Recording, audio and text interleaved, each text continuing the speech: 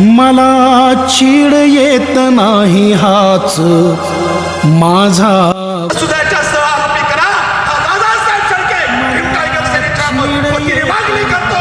त्याला या प्रकरणात 302 च्या प्रकरणात पोलीस अधीक्षक DYSP संबंधित जे असतील त्यांनाही या 302 मध्ये सह आरोपी करा. फक्त हे दलितांचं मौतांचं प्रकरण असल्यामुळे 10 दिवसात कोणी आमच्या पत्राची साधी दखल घेतली नाही.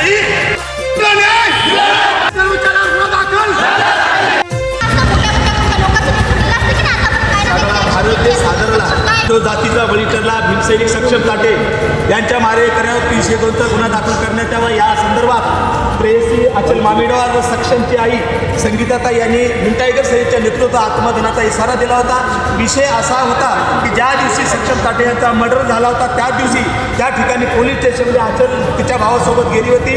तिच्या भावाने सांगितलं अचलला की सक्षमवर खोटा गुन्हा दाखल कर आणि अचलने विरोध केला. तेव्हा ते पोलीसवाले म्हणले जे आरोपीच्या जातीचे होते त्यांचे पाहुणे होते, अबे तुम्ही गुंडा, तुमची दादागिरी आहे, नुसतं काय बोलता, ते हलक्या जातीचा आहे, तुम्ही जा त्याचा मर्डर करून या. आणि त्याचं शपथ घेतली. आजच्या हातचा मोबाईल फोडून टाकला आणि 4 घंट्यामध्ये सक्षमचा मर्डर केलेला आहे. म्हणजे जसं वाल्मिक कराडचं प्रकरण घडलं तो गुन्ह्यात सहभागी नव्हता, आता मास्टर माइंड होता.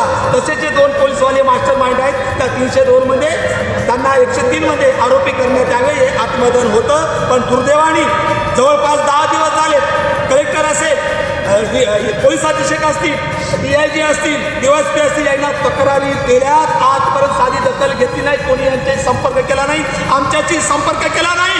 मी महाराष्ट्राचे मुख्यमंत्री देवेंद्र फडणवीस, तुम्ही गृहमंत्री आहात. 10 दिवस आत्मदहनाच्या तक्रारी देऊन हे पोलीसवाले, हा पोलीस अधीक्षक, हा IG हप्त्याचे खातो, मटक्याचे पैसे खातो. जर तक्रारीची दखल घेत नसेल तुम्हाला याचे मुर्दे पाडायचे आहेत का? हा माझा गृहमंत्री आणि मुख्यमंत्री म्हणून देवेंद्र फडणवीस यांना सवाल आहे.